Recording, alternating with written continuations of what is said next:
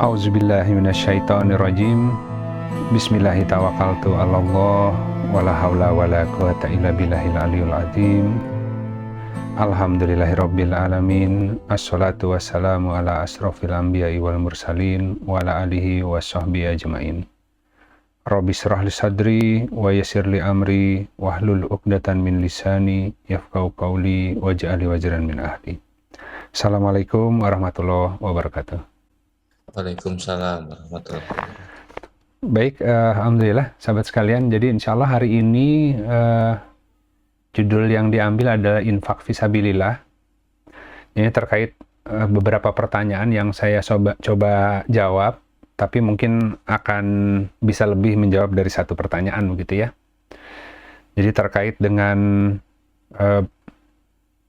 kewajiban berinfak kepada orang tua ya, dan juga ada pertanyaan terkait bisa nggak membiayai pendidikan anak yatim dari uang zakat gitu ya. Nah, insya Allah kita coba lihat prinsip infak di Al-Quran seperti apa. Jadi infak ya dalam bahasa Indonesianya belanja lah begitu ya, nafkah gitu. Baik, kita akan langsung saja masuk ke ayatnya. Nanti saya akan coba jawab pertanyaannya secara praktis, tapi sudah ada panduan ayatnya lah kira-kira begitu. Baik, di slide pertama kita akan coba buka dengan melihat Quran surat Al-Baqarah, Quran surat 2 ayat 195. Auzubillahiminasyaitonirrajim. Bismillahirrahmanirrahim. Dan berinfaklah di jalan Allah gitu. Wa anfiqu fi sabilillah gitu ya. Dan janganlah kamu menjatuhkan diri dengan tanganmu sendiri kepada kebinasaan. Dan berbuat baiklah gitu ya. Sesungguhnya Allah sangat menyukai orang-orang yang berbuat baik. Innallaha yuhibbul muhsinin. Jadi ini muhsinin ya. Innallaha yuhibbul itu hub itu sebenarnya mencintai, meskipun mungkin rentang mencintai itu kan panjang ya. Jadi dari mulai sangat menyukai dulu begitu ya sampai memperoleh cintanya Allah lah begitu ya.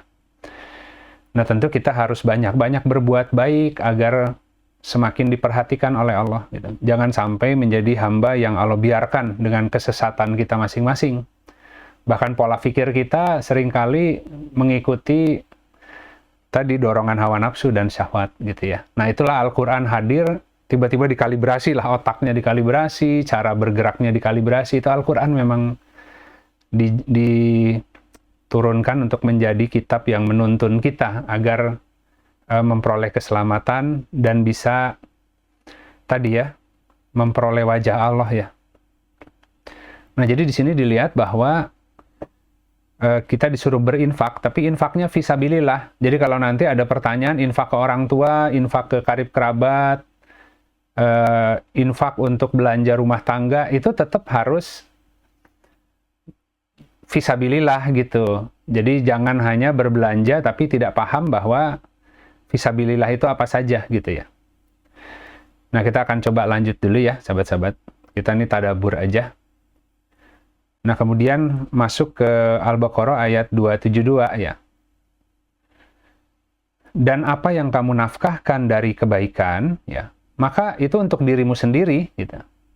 Dan janganlah kamu berinfak kecuali untuk mencari wajah Allah gitu. Dan apapun yang kamu infakkan dari kebaikan, maka akan dicukupkan kepadamu ganjarannya ya. Dan kamu tidak akan dizolimi atau dirugikan. Apapun yang kita infakkan, Allah akan ganti ya. Allah akan berikan tentu yang lebih baik kan. Kalau kebaikan aja satu, Allah ganjar 10. Tapi Allah bisa mengganjar kebaikan itu 10 hingga 700. Nah, kan apa yang membedakan? Apa yang menjadi faktor pelipatnya gitu kan ya? Ada orang yang berinfak satu kali hanya dapat 10 lah katakan. Tapi ada orang yang berinfak satu kali langsung dapat 700 gitu. Ya tentu niatnya beda, penghadapan wajahnya beda gitu kan ya. Kita bantu saudara, bantu keluarga, bantu orang tua, tapi hanya sebatas ya karena dia orang tuaku, karena dia keluargaku, kasihan dia nasibnya tidak sebaik aku, jadi aku mau berinfak. Ya itu baik gitu. Tapi bukan itu sebenarnya, gitu kan. Jadi kalau itu seperti seakan-akan dirinya itu nasibnya lebih baik dari orang lain, gitu ya. Nasibnya lebih baik dari orang lain dan kasihan gitu. Lah terus Allahnya di mana kan gitu ya. Bahkan di Al-Quran juga orang-orang yang tidak beriman mengatakan kenapa kami harus berinfak, kalau memang Allah mau berinfak kan nanti langsung gitu kan ya. Jadi cara menghina agama begitu mereka itu ya. Minta ke Allah aja gitu ya. Mana buktinya gitu kan. Nah jadi dia menganggap bahwa dia lebih mampu dari Allah untuk menolong orang lain gitu. Ya tentu nggak seperti itu. Makanya kalau kita membantu orang lain, itu sebenarnya kita sedang mencari kebaikan untuk diri sendiri, gitu ya. Nah, jadi tadi prinsipnya berinfak itu adalah mencari wajah Allah. Jadi kalau seandainya seorang suami bekerja atau seorang istri bekerja untuk, katakanlah, memenuhi kebutuhan nafkah keluarganya, ya kalau hari ini bisa laki-laki bekerja, kemudian cukup sehingga istri tidak perlu bekerja, begitu ya. Ada juga yang dua-duanya bekerja, sehingga dua-duanya patungan kan, di dalam membiayai infak rumah tangga gitu. Tapi kalau salah satunya kemudian merasa lebih berjasa, nah itu yang repot ya. Nanti suaminya udah capek, dia akan mengatakan, aku merasa tidak dihargai di rumah ini gitu. Aku sudah capek-capek banting tulang, ya mencari nafkah buat ibu dan anak-anak, tapi kok aku tidak tadi layani sebagaimana seharusnya. Wah, udah hilang tuh muhab tuh. Padahal dia mencari wajah Allah kan. Allah yang sudah ngasih pasangan, ngasih anak-anak. Allah juga yang ngasih rezekinya sebenarnya, gitu kan ya. Nah, jadi ketika dia mencari infak buat keluarga, itu menjadi kewajibannya lah kalau dia sebagai imam ya. Tapi kalau imamnya kemudian kadar kemampuannya terbatas, maka si istri volunteer ya, mengambil kebaikan untuk turut serta chip in di dalam nafkah rumah tangga. Nanti kalau istrinya mengatakan, wah ini suamiku ini, aku nggak harus nurut karena aku kan juga ikut nafkah gitu. Ya sudah, hapus juga itu, si kebaikannya gitu kan. Karena semuanya itu ditujukan untuk Allah ya. Seorang makmum, seorang istri ya yang soleh itu di sisi Allah ada definisinya khusus. Mereka yang menjaga diri ya ketika suaminya tidak ada dari hal-hal yang tidak tampak ya. Yang tidak tampak itu macam-macam ya.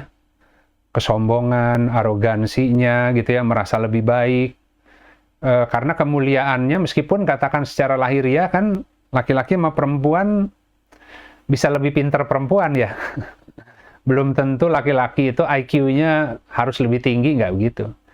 Kemudian takdirnya, peluang-peluangnya belum tentu selalu lebih baik laki-laki kan. Tadi calon istrinya, ada yang istri, ada yang suami.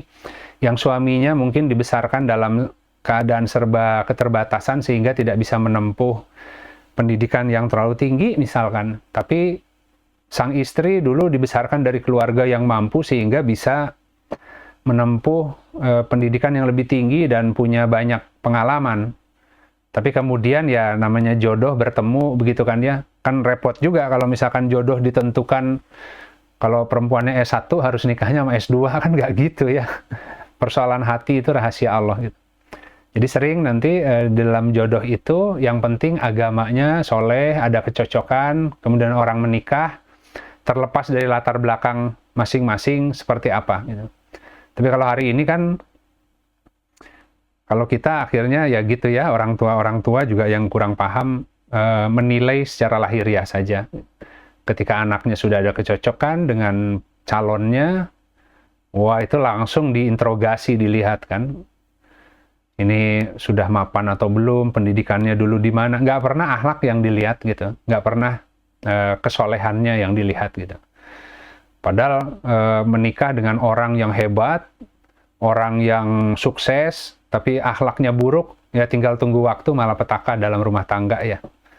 Akan saling menuntut, akan saling membanding-bandingkan, dan tidak akan memperoleh ketenangan, apalagi bisa membangun ketakwaan gitu.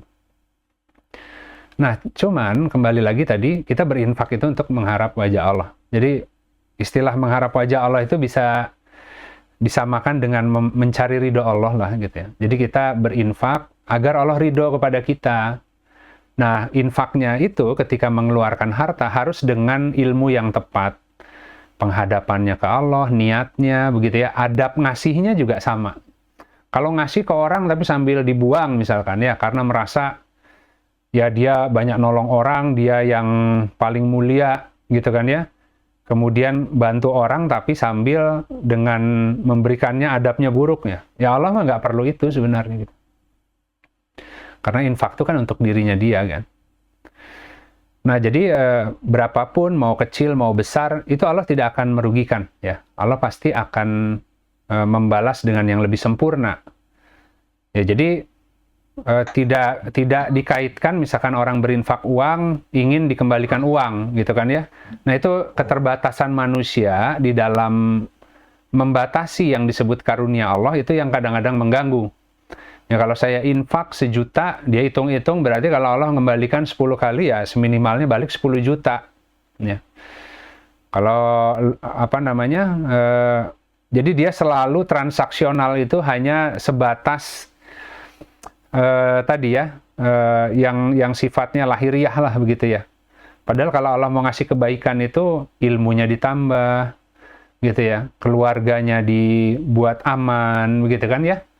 Kemudian ketenangan dalam batinnya Allah berikan ya, macam-macam akhlaknya Allah perbaiki ya.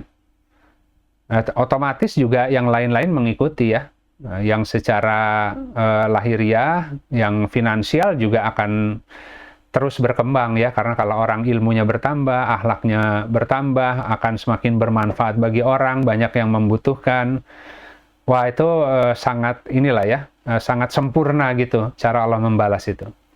Tapi manusia kan kadang butuh waktu ya untuk memahami ketika bertransaksi dengan Allah, itu nggak bisa langsung jual belinya itu kalau saya infak 1 juta minta 10 juta gitu. Itu sangat cetek ya.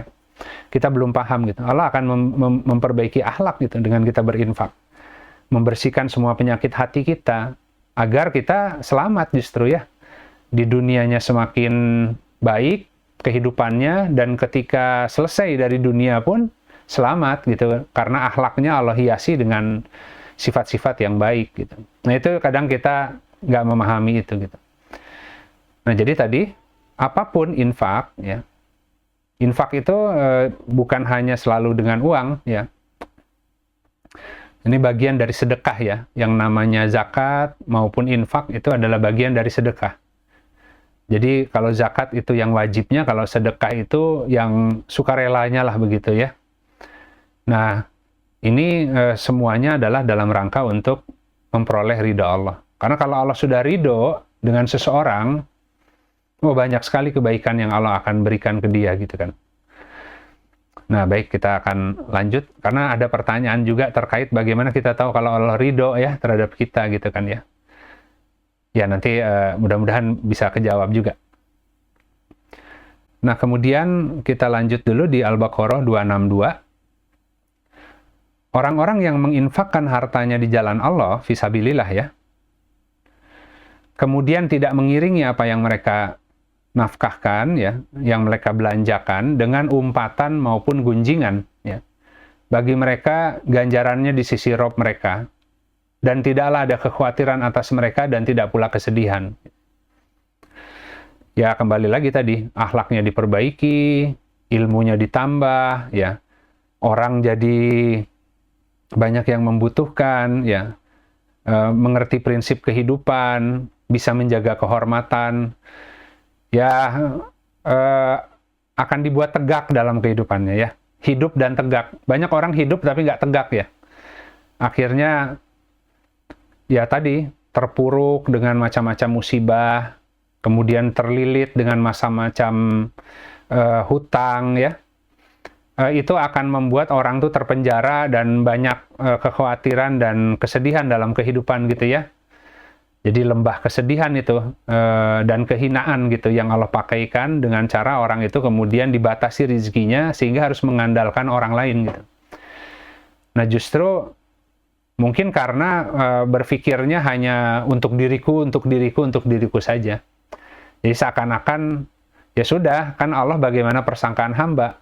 Kalau kamu merasa sanggup untuk mengurus dirimu sendiri, sanggup memberi rezeki pada diri sendiri, ya sudah silakan kamu nyangkul gitu ya.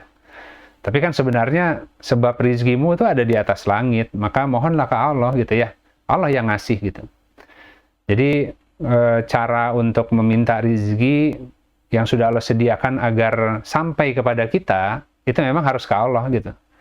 Pola geraknya, pola berpikirnya, pola penghadapan hatinya, itu harus tepat gitu. Bukan berarti harus kerja gila-gilaan, bukan. Kalau yang kerja gila-gilaan sampai tidak mengindahkan batas-batas fisik dan kemampuannya, bahkan kadang-kadang itu orang yang lemah keyakinan. Karena dia menganggap, kalau saya nggak bekerja mati-matian, gimana anak-anak nanti bisa sekolah? Gimana hidup bisa makmur dan bisa menafkahi keluarga kan? Jadi dia seakan-akan mengandalkan kemampuannya aja gitu. Padahal Allah itu justru nunggu orang yang meminta ya agar rezeki yang sudah Allah sediakan tuh bisa Allah berikan. Tapi harus meminta kepada Allah dengan cara yang seindah-indahnya gitu kan. Artinya harus ada proposal dalam beramal gitu. Jadi kalau beramal itu semuanya, mau bekerja itu semuanya dihadapkan wajahnya ke Allah. Jangan terlalu yakin bahwa karena aku bekerja, aku ada penghasilan, aku bisa membangun kehidupan, enggak. Tapi dengan aku bekerja, semoga itu tanda aku mensyukuri ya kehidupan ini, apa-apa yang Allah berikan itu dicoba diimplementasikan dengan cara bekerja ya. Ya semoga dengan itu Allah berikan banyak tambahan fadilah dan karunia karena aku adalah hamba yang bersyukur gitu. Kalau nggak senang orang yang nganggur ya, orang yang nganggur, yang hanya mengandalkan dirinya, mengandalkan kehidupannya ditolong orang lain, ya. Kemudian mengeluhkan keadaannya ke orang susah, bantu dong, kesempatanku nggak sama orang lain gitu kan. Oh nggak begitu gitu. Kan Allah yang naruh di situ semua ya, masing-masing dengan start yang beda-beda. Tapi kalau paham cara memintanya, orang yang hari ini tidak katakan dimulai dari tidak punya apa-apa, tapi karena ke Allahnya sudah kenal begitu ya, cara bermohonnya, cara tawakalnya, itu bisa nyalip dengan yang mungkin terima waris, ditinggalkan harta, tapi tidak mengenal Allah gitu ya. Sebentar habis harta dunia itu. Belum lagi nanti kalau di kehidupan berikutnya tidak mendatangkan manfaat apapun. Nah itu, jadi orang-orang yang menginfakkan harta di jalan Allah ya, tadi tidak mengiringi dengan perkataan ya, dengan umpatan ataupun gunjingan. Ya balik lagi tadi, infak itu untuk diri sendiri. Jangan sampai memberikan itu dengan adab yang buruk seakan-akan kita tuh hero lah. Ya. Nah, padahal itu kalau kita diberi kelebihan, ya kita memang ada peluang yang alokasi untuk menyisihkan sebagian infak setelah kebutuhan kita tercukupi untuk disalurkan kepada orang lain, ya. Tapi sesuai dengan aturannya Allah, agar Allahnya senang. Wah, orang ini dia nggak hidupnya berlebihan, dia mengambil sesuai kecukupannya, sisanya dia banyak bantu orang dalam rangka untuk mengharap ridhoku, kata Allah ya. Wah kalau gitu dijadikan bendahara aja, ditambah lagi ilmunya, tambah lagi hartanya. Bisa begitu Allah kan ya? Karena Allah akan cari orang-orang yang siap untuk dijadikan wakil lah dalam urusan gitu ya. Kan kita semua khalifah gitu ya. Ada amanah, ada perjanjian yang diturunkan ke bumi ini gitu. Bukan ternak. Kalau ternak ya tiba-tiba diciptakan, lahir dari perut ibu, udah. Pokoknya makan, tumbuh besar, menikah, berkembang biak, makan, kerja, pensiun, udah selesai gitu ya. Ya terus orang di dunia itu nggak seperti itu. Itu sama dengan ternak kalau begitu siklusnya. Sementara di dunia ya manusia itu disuruh untuk memegang sebuah amanah, menjadi tadi menyeru umat lah gitu ya, agar orang-orang yang lalai itu bisa kembali ingat Allah gitu ya. Ya tentu menyeru manusia sesuai dengan apa-apa yang Allah berikan kepada dia gitu.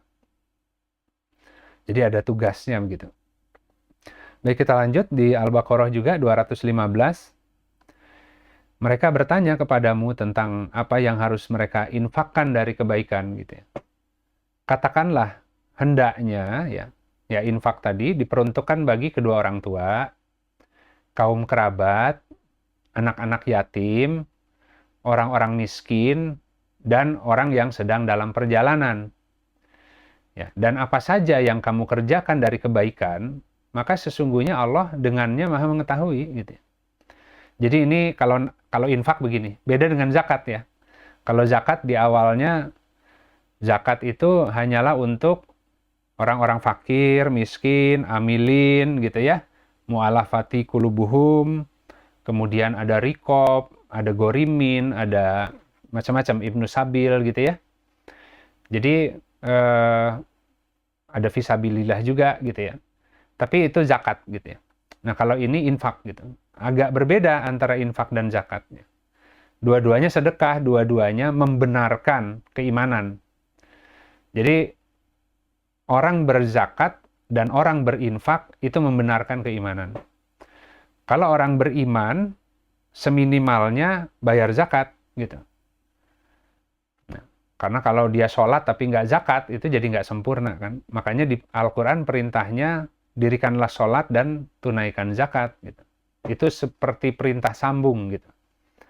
Ya, kalau sholat itu lebih untuk diri sendiri, kalau zakat itu pembuktian keimanan dengan mensiarkan, mengeluarkan tadi haknya Allah.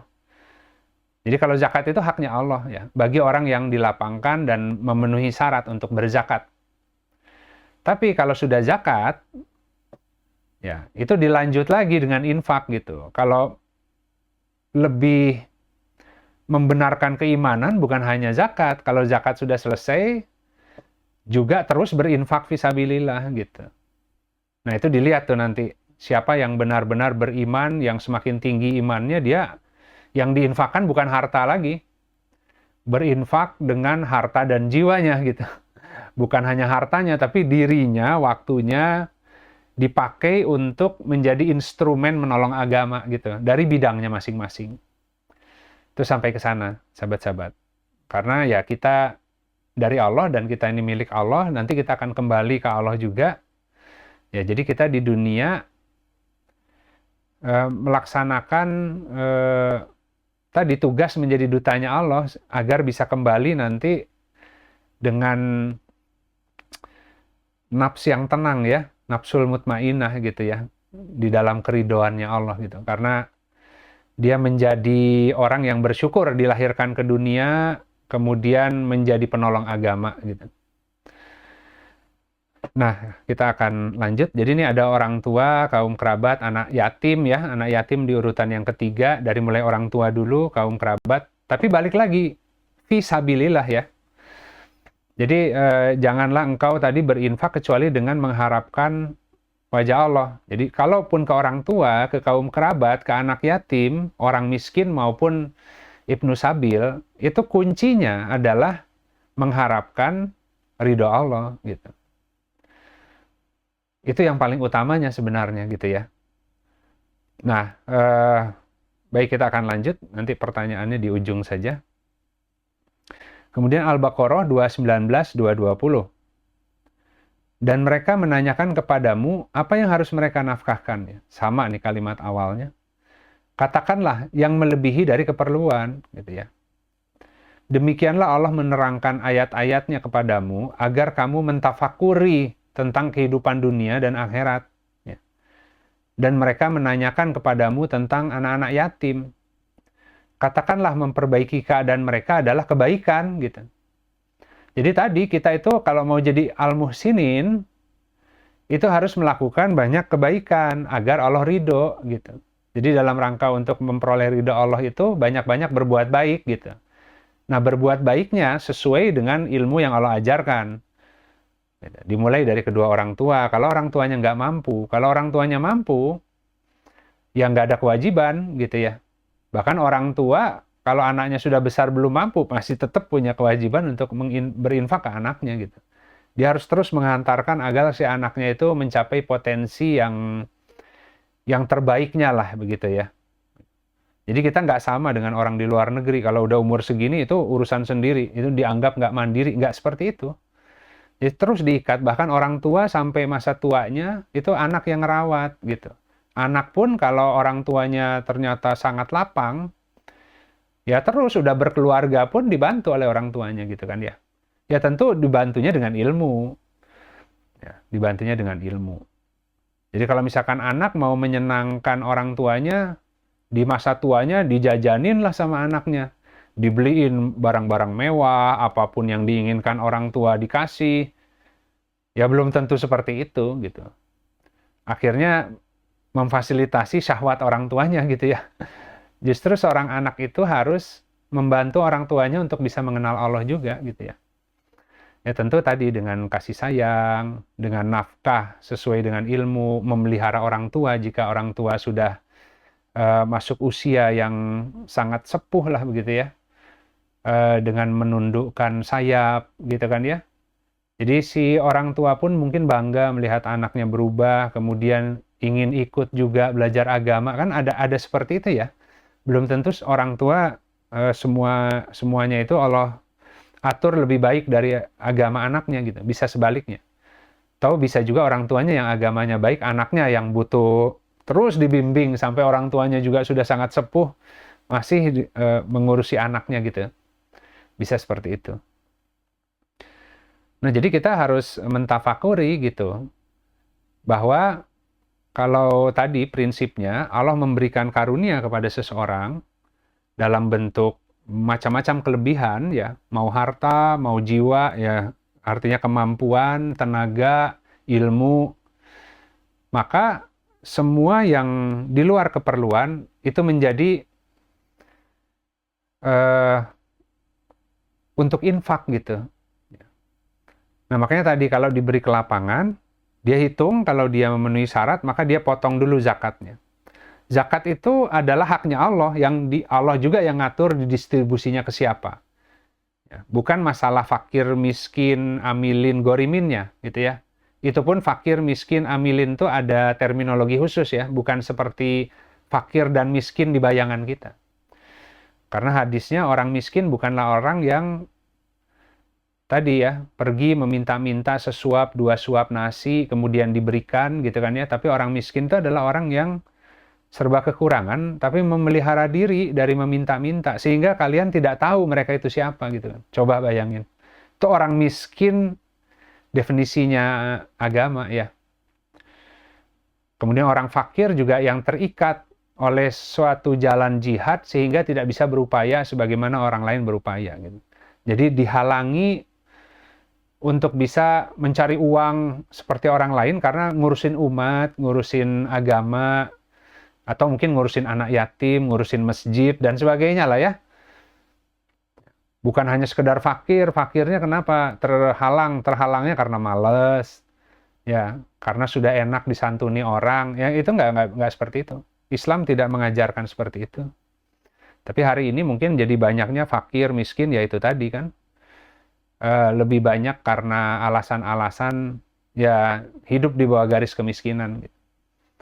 Ya tentu itu harus dievaluasi, itu juga bisa disalurkan, tapi juga dilihat apa sebabnya mereka fakir dan miskin. Apakah memang Allah atur demikian dan mereka memenuhi kriteria ciri-ciri yang dijelaskan, ataukah mereka terhalang karena kemalasannya, karena mindsetnya. Nah, yang begitu kita akan membantunya bukan hanya dengan uang, termasuk dengan nasihat, termasuk dengan tadi program gitu ya, itu akan seperti itu. Jadi Islam tidak mengajarkan kita untuk memanjakan orang-orang yang kemudian mengaku fakir dan miskin, akhirnya jadi keenakan gitu ya.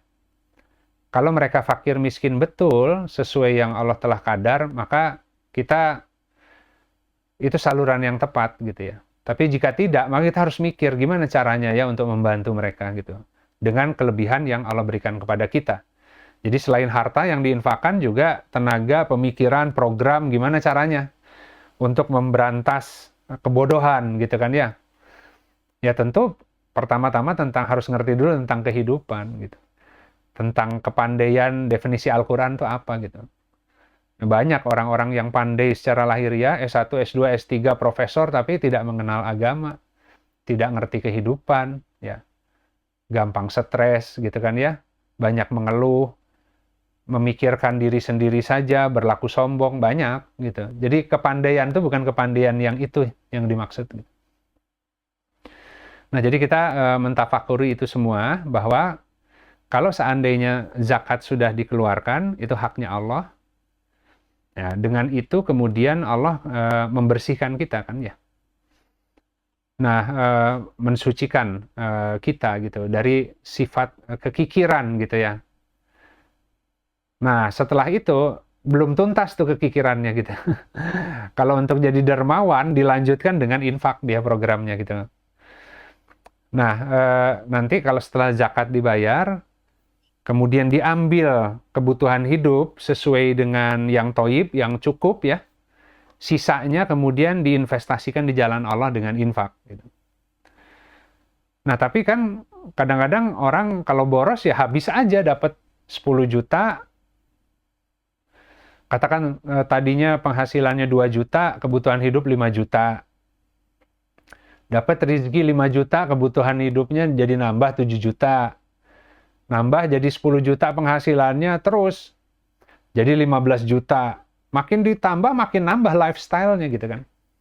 Nah, itu kita harus mengukur sampai ke titik mana yang sudah optimalnya gitu. Boleh ditingkatkan, tapi ke titik yang tidak berlebihan, yang udah cukup segini. Yang katakan ternyata kehidupan dia itu dibangun di 15 juta. Nanti kalau Allah ngasih 20, ditambah lagi rezekinya dibuka 50, ya yang diambil ya sesuai kebutuhan yang 15. Sisanya dipikirkan gimana caranya memperoleh wajah Allah gitu. Nah, rasa-rasanya nggak ada yang bercita-cita begitu.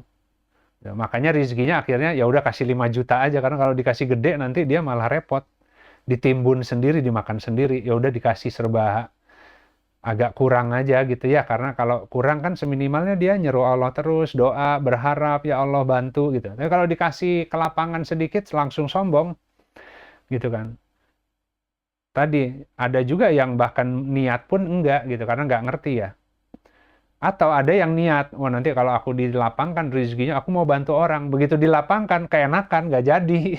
Bantu orangnya ya 1.000, 2.000 ya. Tadi punya penghasilan yang besar ya, infaknya juga tetap ya sesuai kebiasaan di kain celeng gitu. Ya nggak seperti itu gitu. Kalau tanda bukti keimanan itu dia akan nggak takut hilang ya. Allah kasih nambah ya dia keluarkan nambah gitu kan. Nah, itu Allah tuh maksudnya tidak akan merugikan gitu. Jadi tidak ada kesedihan, tidak ada tadi ya kekhawatiran ya. Ya mereka hidup ya sesuai aja, alokasi besar ya dia kita keluarkan besar gitu. Kalau alokasinya terbatas ya kita belanja sesuai yang ada gitu kan ya. Itu seperti itu. Nah, kemudian kita lihat kikir ya adalah menyembunyikan karunia Allah. Ini di Quran surat An-Nisa ayat 36 sampai 37. Sesungguhnya Allah tidak menyukai orang-orang yang menyombongkan dan membangga-banggakan diri, yaitu orang-orang yang kikir dan menyeru orang lain dengan perbuatan kikir. Dan mereka menyembunyikan apa yang telah Allah berikan kepada mereka dari karunia-Nya. Gitu. Ini cara membacanya gini, sahabat-sahabat. Allah tidak menyukai orang yang menyombongkan dan membanggakan diri. Jadi kalau dikasih kelapangan tuh, ya tadi belanjanya itu untuk menunjukkan ya, bahwa kan kita tuh harus memperlihatkan ke orang ya, bahwa kita ini kan orang yang sukses gitu kan. Ya mobilnya jangan inilah ya, jangan mobil biasa, jangan Avanza, jangan apa, tapi harus yang mobil yang inilah ya, yang dianggap itu mobil yang mewah gitu kan ya. Padahal butuhnya nggak ada kebutuhan juga gitu. Tapi kan supaya orang bisa melihat gitu. HP-nya harus pakai iPhone misalkan. iPhone-nya harus yang terbaru, berapa nih yang sekarang 13 ya. Pakai iPhone 13 tapi dipakainya hanya buat WA. Ya kan, buat WA doang gitu. Ya kalau kita beli gadget dengan features-nya yang lengkap, kalau itu sesuai kebutuhan nggak apa-apa. Mau 10 juta, mau 20 juta nggak apa-apa. Tapi kan seringkali kita itu membeli barang bukan karena manfaatnya, tapi karena juga prestis. Nah, itu maksudnya gitu. Kadang-kadang ada orang yang sebenarnya banyak kekurangan kehidupannya. Ya, tapi ya demi fashion, mode, supaya dilihat oleh orang lain dia itu, wah, punya barang mewah gitu ya. Akhirnya maksain beli yang mahal-mahal, meskipun kredit, utang sana-sini gitu kan ya. Nah, seperti itu maksudnya. Jadi orang yang sombong dan membanggakan diri, yaitu orang yang kikir dan menyuruh orang lain dengan perbuatan. Karena dia mencontohkan ya. Dia mencontohkan ke anak-anaknya, dia mencontohkan ke orang lain, jadi trendsetter lah. Akhirnya semua orang itu, wah enak juga ya. Kok kamu bisa beli HP? Ya kredit dong gitu kan ya. Ini ada nih fasilitasnya bisa begini, nanti cari yang diskon, cari yang ini. Wah, segala macam jalur diskon ditempuh untuk ngebeli HP yang sebenarnya tidak sesuai kebutuhan dan kemampuan gitu kan. Akhirnya orang semua bercita-cita, itu maksudnya menyuruh orang lain dengan perbuatan kikir gitu ya. Ya kalau kaya untuk diri sendiri, punya tadi ya rumah mewah, punya mobil mewah banyak gitu kan ya. Lifestyle-nya tinggi gitu kan ya. Nah, sehingga orang lain juga alih-alih berinfak ingin seperti dia gitu ya. Kamu gimana cara muter uangnya sehingga bisa kaya begitu? Wah, aku investasi di sini. Kalau ada uang tuh harus begini begitu cara muterinnya ya. Orang ikut gitu. Itu menyeru dengan perbuatan kikir. Ya, dan mereka menyembunyikan apa yang Allah berikan kepada mereka dari karunia-Nya. Padahal prinsipnya kalau agama tadi, ambil zakat, hitung kebutuhan, ini sudah cukup. Ya. Semua dicek kendaraan sesuai nggak dengan fungsinya. Ya, kalau harus yang mahal-mahal beli karena ada kebutuhan.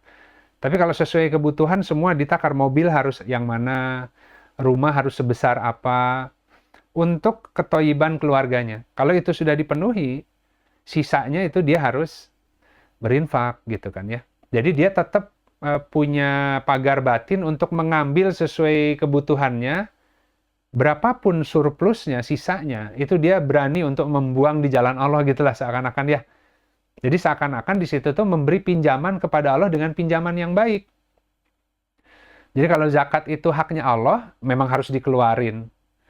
Ya, kalau nggak dikeluarin merusak harta dan kita menzolimi orang lain kan. Tapi kalau infak, itu lebih ke haknya kita. Infak adalah haknya kita untuk kebutuhan. Tapi karena kita mengukur kebutuhan kita cukuplah segini, sisanya saya bisa belanjakan lagi ya buat nolong orang lain. Itu dikategorikan sebagai orang yang qardul hasan, memberikan harta yang seharusnya bisa menjadi haknya dia, tapi dipinjamkan lagi ke Allah untuk menolong orang lain gitu, dengan harapan untuk memperoleh wajah Allah gitu. Itu lebih tinggi kedudukannya sahabat-sahabat gitu ya. Nah, tentu Allah akan terus tambah karunia-Nya ya. Nah, kalau dikasih sedikit aja disimpan ya, atau dikasih banyak disimpan gitu ya, ya itu ya Allah ngelihat ya. Kan orang yang tidak bisa mensyukuri yang sedikit tidak akan mungkin bisa mensyukuri yang banyak gitu. Kalau lagi sedikit pelit dikasih nambah itu juga tambah pelit gitu. Tapi ada orang yang dalam kondisi sempitnya pun dia berbagi ya. Nah, kalau Allah tambah, ya semoga juga tetap terus berbagi gitu. Jangan sebaliknya kemudian malah menahan gitu. Karena banyak godaannya ketika Allah beri tambahan itu banyak. Dan Allah yang ngukur siapa yang siap, siapa yang belum. Ini kita lihat, kita lanjut lagi di Quran Surat At-Taubah, Quran Surat 9 ayat 103. Ambillah dari harta mereka sedekah-sedekah ya, untuk membersihkan dan menyucikan mereka dengannya. Dan berdoalah untuk mereka. Sesungguhnya doamu itu adalah ketenangan atau sakinah bagi mereka. Ya. Allah Maha mendengar, Maha mengetahui. Nah, ini tafsir saya ya yang saya pahami. Jadi kan tadi ada zakat, ada infak ya. Dua-duanya masuk kepada sedekah. Karena sedekah itu sebuah perbuatan yang membenarkan keimanan. Kalau zakat ya karena beriman pada Allah. Kalau sudah ditunaikan kewajiban zakatnya dan masih ada sisa setelah kebutuhan belanjanya, dia berinfak lagi, itu semakin terbukti ya keimanannya gitu. Nah, sehingga di sini kalimatnya tadi ambil dari harta mereka sedekah-sedekah. Yang pertama adalah untuk membersihkan. Jadi di sini tutohiru ya, tutohiruhum gitu. Toharoh kan kayak orang berwudu gitu.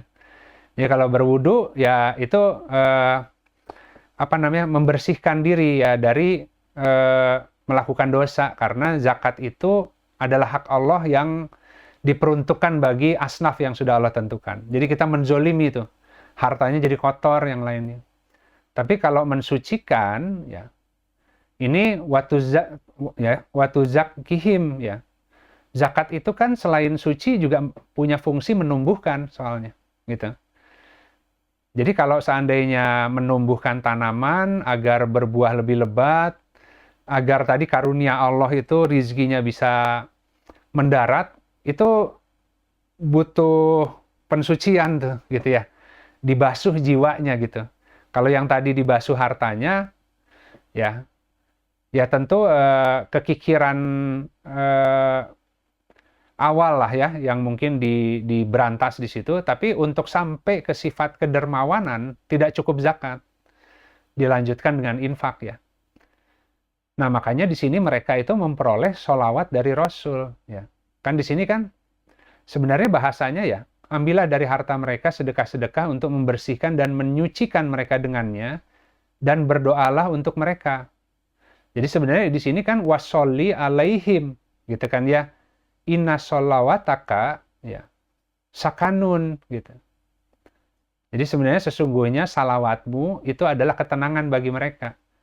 Ya tentu ini diartikan ya sebagai doanya Rasul, ya memperoleh doanya Rasul. Yang doanya Rasul itu adalah sebuah keterhubungan dengan Rasulullah Shallallahu Alaihi Wasallam.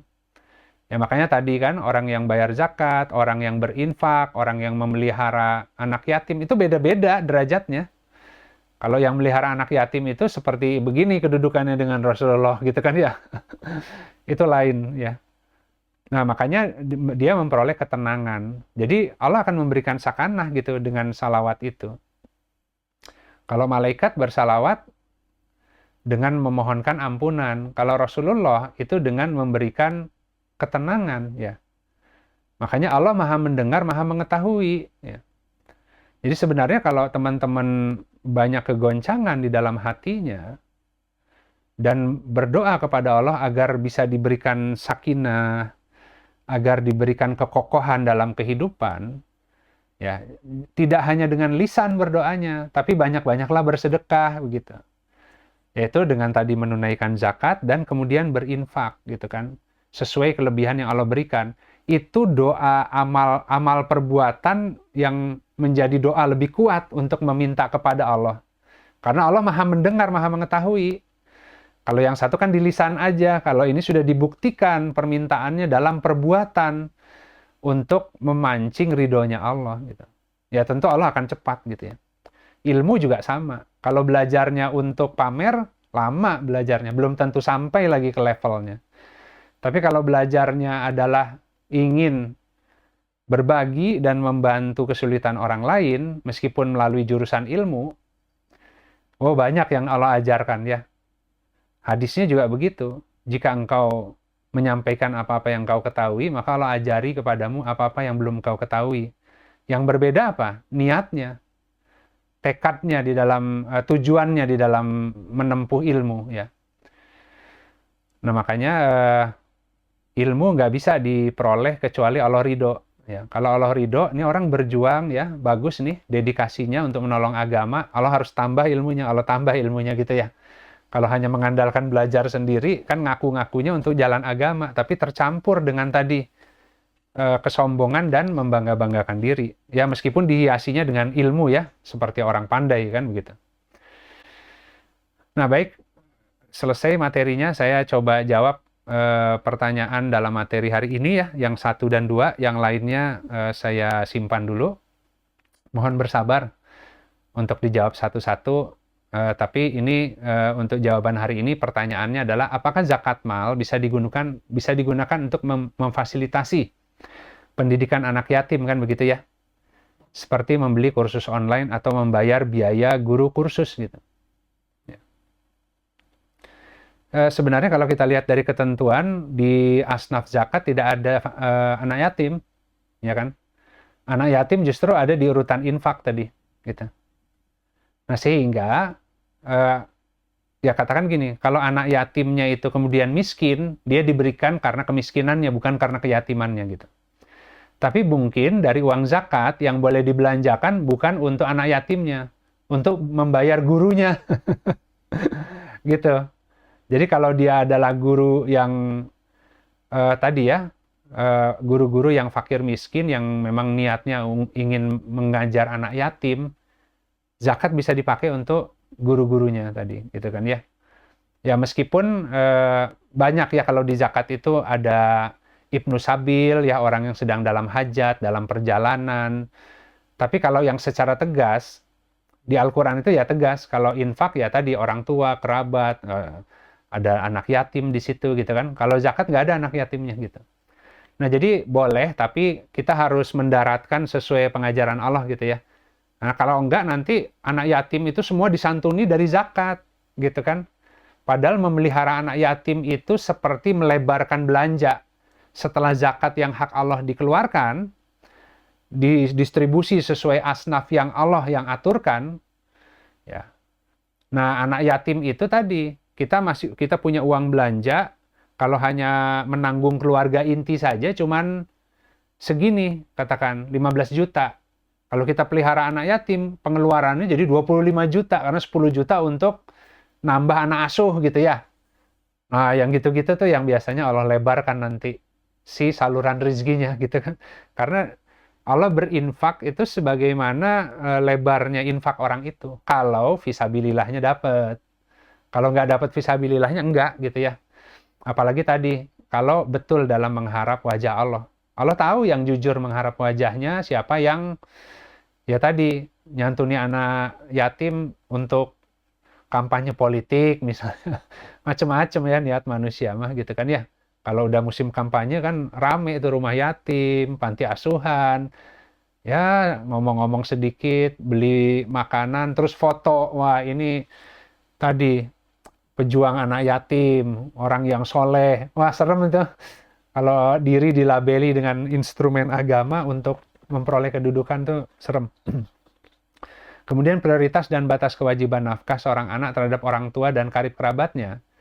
Ya tadi dalam konteks yang ini, si ibunya minta ke anak yang mampu, tapi nggak dipakai buat ibunya sendiri. Dipakai buat adik-adik atau kakaknya yang nggak mampu, gitu kan ya.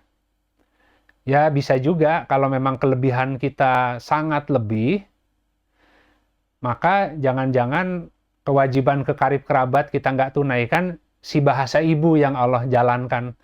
Seakan-akan ibu itu minta ke anaknya yang mampu untuk didistribusi ke anak-anaknya yang kurang mampu. Jadi si ibu jadi amilin seakan-akan ya. Jadi petugas yang nyalur-nyalurin karena ada anaknya yang nggak mau bantu kecuali ke ibunya gitu kan ya. Nah sebelum kita membaca situasi itu, menghakimi ya, ataupun menilai situasi itu, kita harus refleksi dulu. Apakah kita memang punya kelebihan yang memang selain ibu juga adik-adik yang susah harus kita bantu. Jangan-jangan itu kehendak Allah. Ya. Tapi kalau seandainya kita juga terbatas, maka kan kita juga membantu sesuai yang kita mampu gitu. Cuman jangan sampai timbul grundel gitu ya. Wah ini si mamah ini minta ke saya morotin tapi untuk nolong adik-adik gitu kan ya. Nah itu harus dibuang tuh pikiran seperti itu. Kita baca dulu kenapa Allah aturkan begini ya. Jangan-jangan memang banyak kelebihan di kita yang nggak ada salahnya kita salurkan tapi untuk mengharap wajah Allahnya gitu kan. Jadi jangan terhijab oleh ibunya dan adiknya. Tapi lihat apa yang Allah kehendaki dengan mengatur seperti ini ya.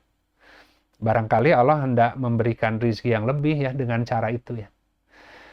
Baik, mungkin dua itu dulu ya, sahabat-sahabat. Mungkin kita akan diskusi mungkin 1-2 pertanyaan. Assalamualaikum warahmatullahi wabarakatuh.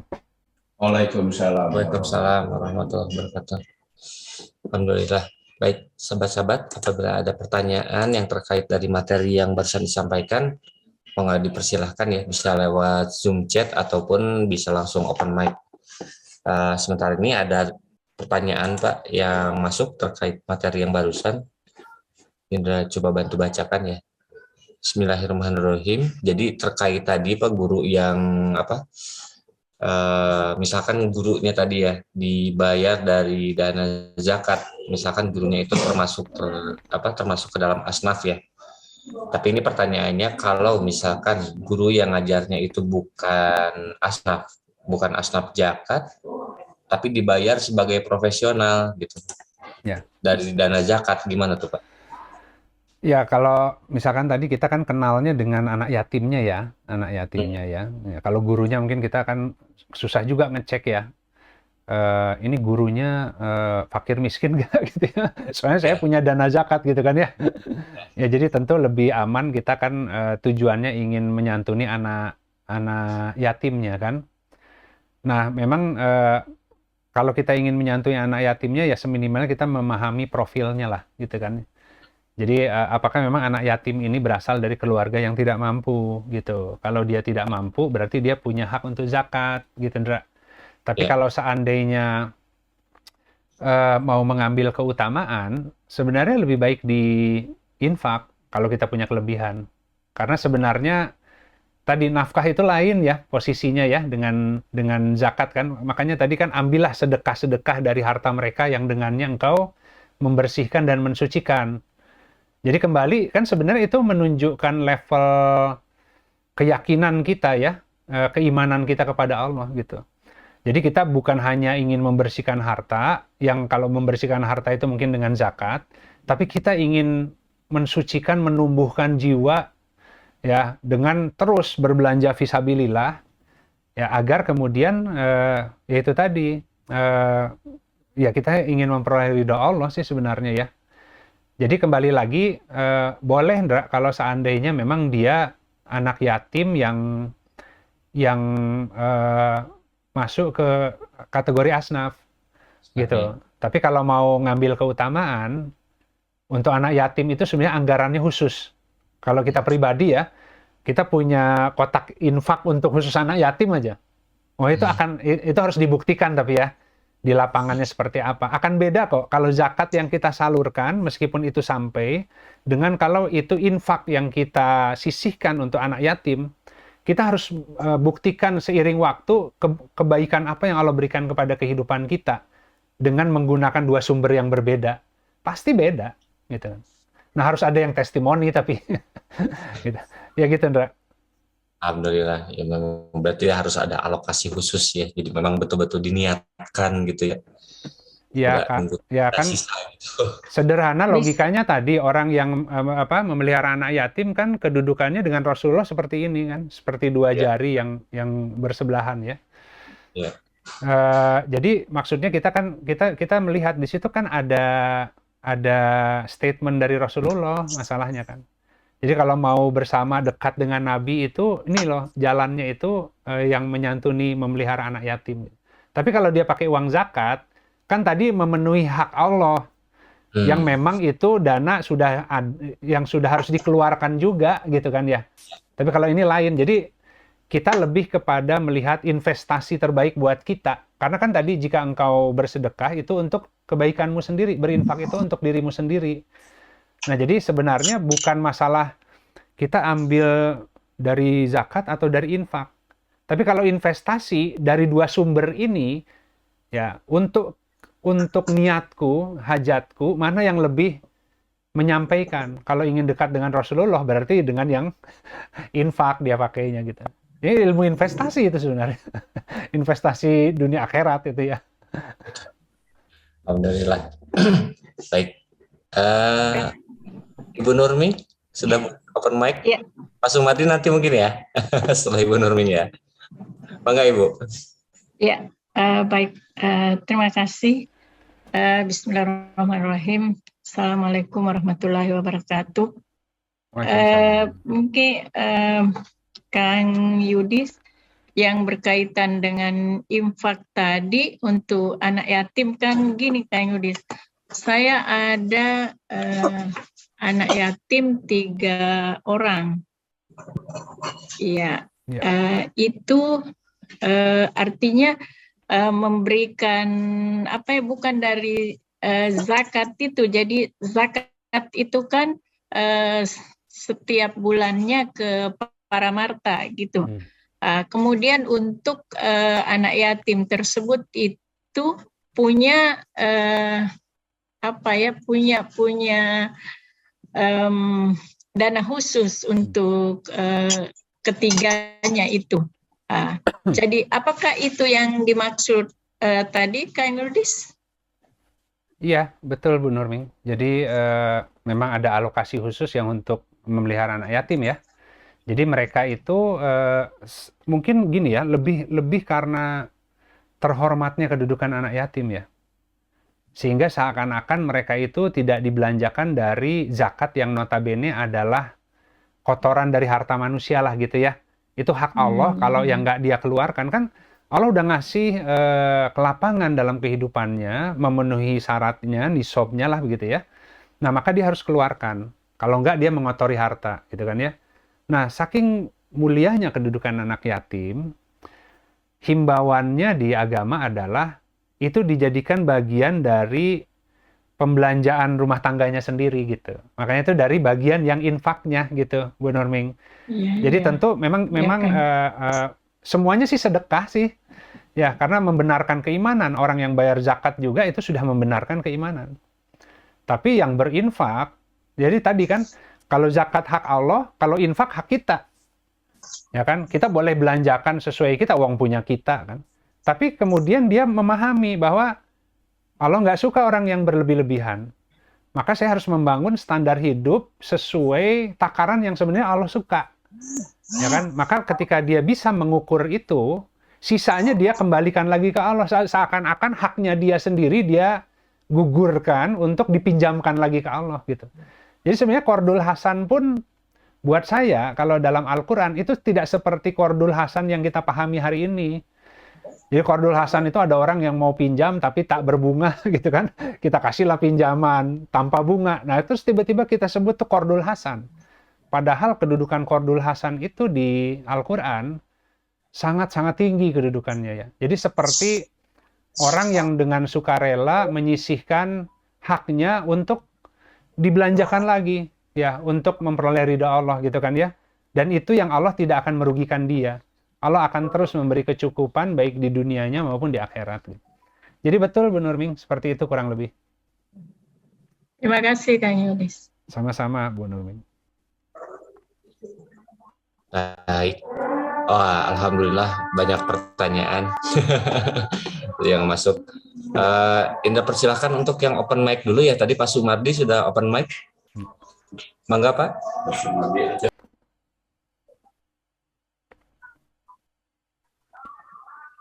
Oh, kepencet mungkin ya. Ya. Pak Mustari mungkin Pak. Mangga silakan Pak. Terima kasih Kang Indra. Sami-sami Pak. Ya. Assalamualaikum warahmatullahi wabarakatuh. Waalaikumsalam warahmatullahi wabarakatuh. Saya mohon izin menyampaikan sedikit pandangan terkait dengan pertanyaan tadi, ya. Sekaligus ujungnya itu bertanya juga sebenarnya. Silakan. Bahwa apakah nanti pandangan saya itu ya, Pak, bisa begitu atau tidak? Kalau ini dokter, ini dokter zakat ini. Silakan Pak Mas. Saya di kantor ini Kang. Ya. Kalau kita lihat tadi judulnya kajian kita ini kan infak fisabilillah. Lalu kemudian di zakat itu juga ada asnaf fisabilillah. Jadi kelihatan ini kan berimpit, ada dua kewajiban yang berimpit pada satu sasaran.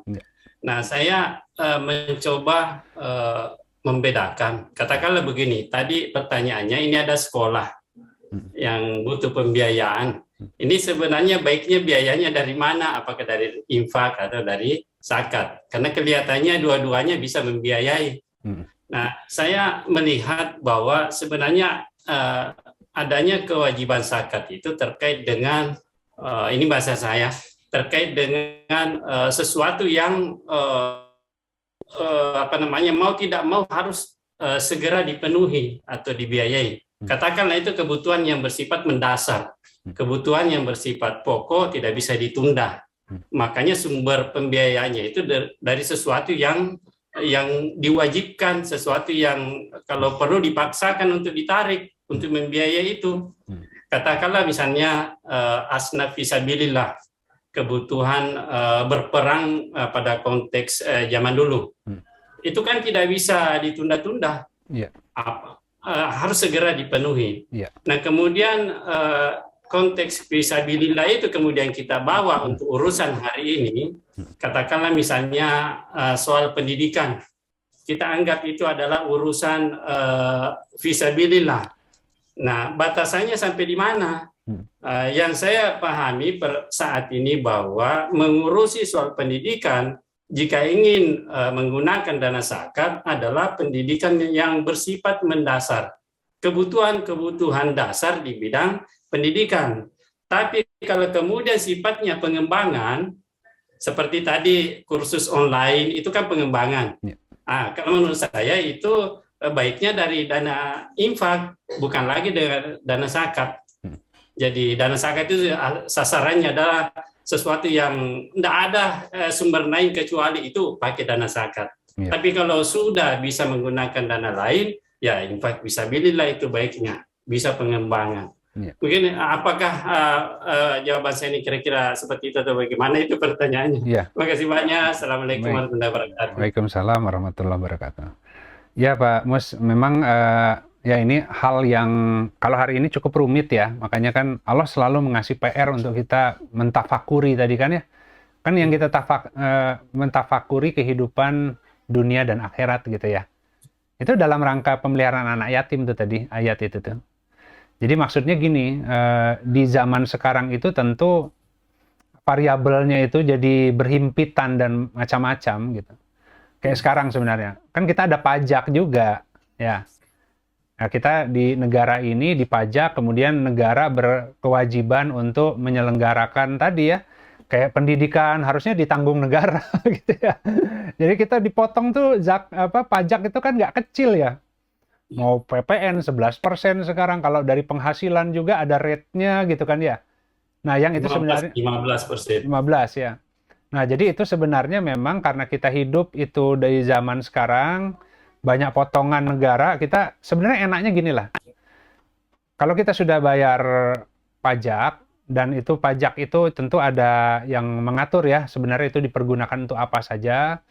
Ya, kalau ada yang tidak amanah ya itu dosa ditanggung pemerintah itu. Ya. Nah, kalau zakat tadi juga sama, karena komponennya itu juga nggak sederhana kan, makanya kan kuncinya ada di amilin.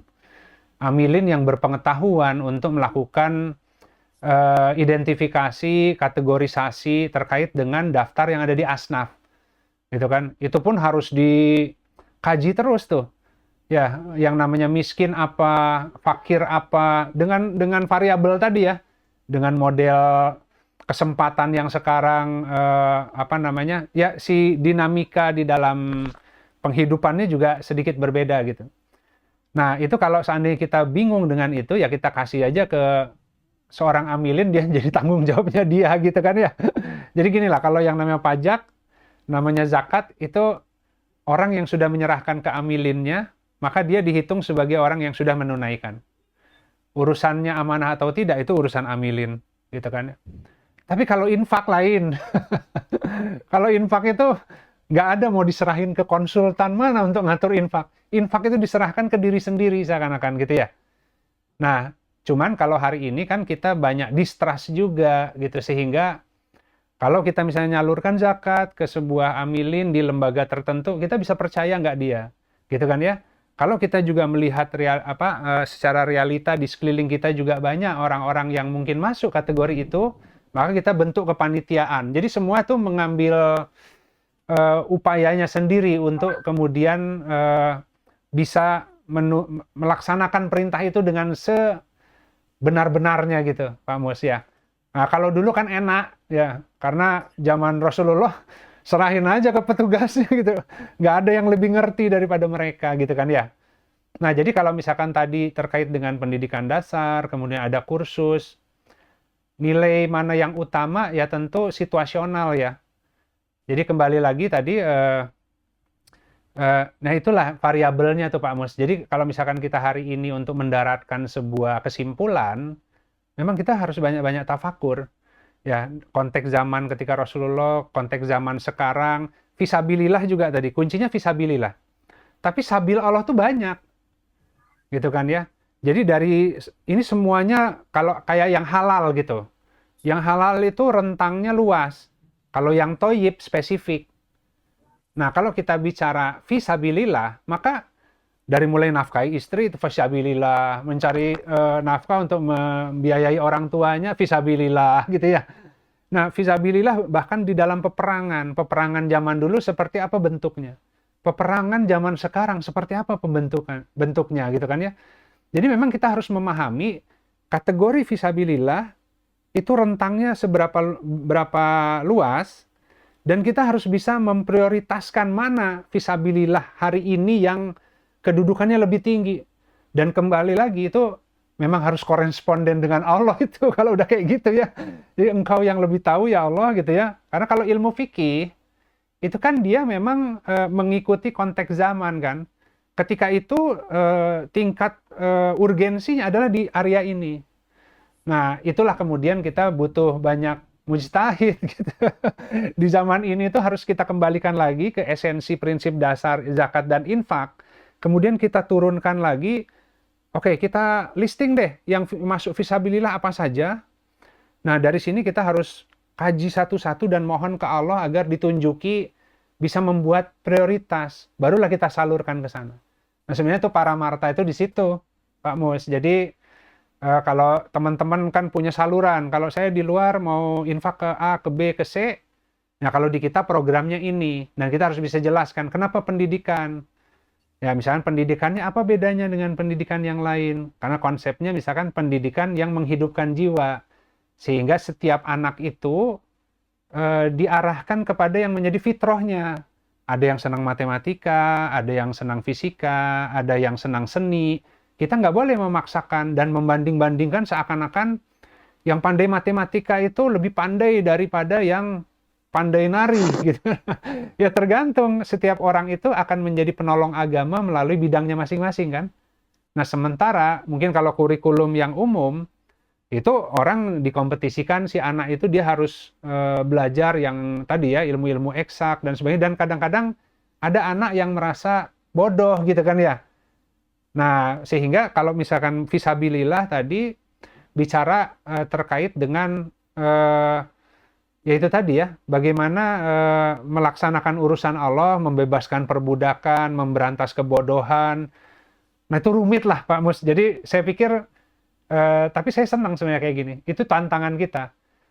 Fisabilillah dari A sampai B, tulis dulu daftarnya, disesuaikan dengan konteks zaman hari ini, dibandingkan dengan konteks zaman ketika zamannya Rasulullah dan para sahabat, itu akan berubah pasti si urutannya.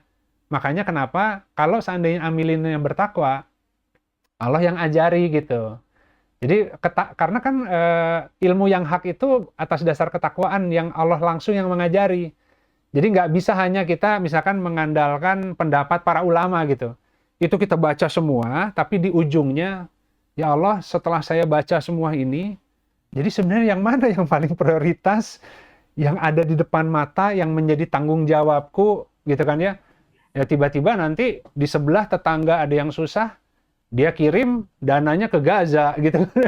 Karena ya, itu fisabilillah, menolong umat muslim. Iya, tapi Allah menuntutmu yang terdekat mungkin, keluarga, orang tua. Nah itu yang memang harus sangat personal gitu ya. Dan kalau dalam konteks kepanitiaan, saya pikir juga konteks keindonesiaan yang dia harus pahami. Gitu kan, kalau dia di level RW, level RT, ya level ke-RT-an, ke-RW-an, daruratnya apa gitu. Jadi saya pikir ini bukan ilmu yang sudah tuntas. Jadi Allah memberikan prinsip-prinsip dasar untuk para mujtahid di zaman ini menganalisa kembali dan kemudian memohonkan hasil analisanya ke Allah agar ditunjuki bagaimana membelanjakan harta dalam rangka memperoleh ridha Allah. Itu sih Pak Mus, jadi memang saya nggak bisa jawab, tapi ya begitulah luar biasanya Al-Quran ya. Kita nggak bisa hanya sekedar, oh itu harus begini, fakir miskin begini. Ternyata ketika di tafsir Ibnu Katsir aja, kan itu cerita At-Taubah ayat 60 bicara tentang asnaf zakat. Hadis yang digunakan oleh Ibnu Katsir langsung, miskin itu adalah bukan orang yang berkeliling meminta 1-2 suap nasi, tapi orang yang memelihara diri dari meminta-minta sehingga engkau tidak mengetahui mereka. Langsung gugur dong. Ya, identifikasi miskin di kita kan orang-orang yang hidup di bawah UMR, yang kehidupannya itu nggak bisa membiayai, tapi dia sudah punya pekerjaan. Nah, kita miskin itu, tapi beliau menjelaskan di tafsir Al-Qur'annya, seakan-akan langsung ingin menjelaskan miskinnya miskin yang gini ya. Gitu. Berarti fakirnya fakir yang mana juga nih kan? Goriminnya gorimin yang mana? Ya kan? Kemudian rikobnya rikob yang mana? Gitu kan? Nah, artinya itu memang men-challenge gitu. Kalau memang kita bidangnya di situ, harus bisa sampai dialog ke Allah menggunakan itu gitu. Tapi pasti akan dihancurkan semua konstelasi keyakinan, kebenaran yang sudah kita miliki. Itu kalau nanti ingin tahu yang sebenarnya disetorkan ke Allah lah tesisnya ya, desertasinya, itu akan hancur itu. Yang ada di kita itu akhirnya jadi nggak yakin lagi nih, semua studi saya kok jadi makin nggak jelas nih yang mana yang benernya. Ya Allah tunjukkan, baru dikasih. Biasanya gitu. Kalau Nabi Musa itu tunggu hancur dulu gunungnya, barulah dia bisa berkata-kata dengan Allah. Gitu Pak Mus. Terima kasih banyak. Ya, Alhamdulillah. sama-sama Pak Mus. Alhamdulillah. Alhamdulillah. Baik, di Zoom chat ada 2 pertanyaan nih. Ya. Dari Ibu Sri dan Ibu Nunung. Indra, insya Allah catat di daftar pertanyaan ya. Alhamdulillah. Untuk insya Allah di sesi berikutnya. Ya. Baik sahabat-sahabat, sudah berkumandang azan zuhur. Seperti biasa sambil nanti mungkin Pak Yudi tutup, sambil bagi yang berkelapangan untuk membuka kameranya untuk dokumentasi, mangga dipersilahkan. Atau nuhun Pak. Baik, alhamdulillah sahabat sekalian. Jadi ya beginilah ya, saya fakir kalau isi kajian Rabu yang menanya tentang zakat doktor di bidang zakat, gitu kan. Tapi kembali lagi itu saya hanya ingin menunjukkan gini, saya pun tidak pernah merasa pasti dengan jawaban saya gitu kan ya. Seringkali ketika ditanyakan pertanyaan mungkin dari orang yang secara keilmuan ya, itu mungkin lebih menguasai, tapi saya mengandalkan Allah gitu. Ya dari prinsip Al-Quran tadi, yaitu tadi yang bisa saya jawab, tapi betul-betul kita akan begitu ya, di dunia ini kita harus lebih mengandalkan apa yang ada di tangan Allah ketimbang apa yang ada di tangan kita. Minggu lalu kita kan bahas tentang tawakal, zuhud ya. Jadi zuhud itu adalah engkau tidak lebih mengandalkan apa yang ada di tanganmu ketimbang apa yang ada di tangan Allah, bahkan terhadap ilmu kita. Nah, sehingga seringkali ketika kita menjawab dalam kondisi kefakiran, Allah malah menuntun. Makanya kembali kan, misalkan tidaklah bisa mampu menyentuhnya kecuali al-mutahharun. Al-Quran tidak bisa disentuh kecuali bagi orang yang sedang Allah bersihkan atau yang sedang bebersih diri ya, sedang bertaubat, ingin mendekat ke Allah. Jadi Allah akan memberikan akses kepada pengetahuan karena orangnya ingin kembali masalahnya. Gitu kan. Jadi istilahnya nggak ngerti apa-apa, pokoknya pengen pulang, pengen deket ke Allah. Tiba-tiba pintu ilmu langsung dibuka kan. Tapi ketika kita datang dengan sebuah persiapan, alat-alat, seringkali Allah uji dulu alat kita. Kamu masih lebih mengandalkan alatmu atau memang benar-benar mau nanya nih gitu kan. Jadi itulah ujian kita, orang yang berilmu ada ujiannya, orang yang fakir ada ujiannya, tapi semoga semuanya bisa menggunakan kondisinya itu untuk semakin mendekat gitu ya. Baik sahabat-sahabat, mari kita tutup kajian pagi ini dengan beristighfar pada Allah dan kita akhiri dengan doa kafaratul majelis. Astaghfirullahaladzim alladzi la ilaha illa huwal hayyul qayyum wa atubu ilaik. Subhanakallahumma rabbana wa bihamdika asyhadu alla ilaha illa anta astaghfiruka wa atubu ilaik. Subhana rabbika rabbil izzati amma yasifun wa salamun alal mursalin walhamdulillahi rabbil alamin. Wassalamualaikum warahmatullahi wabarakatuh.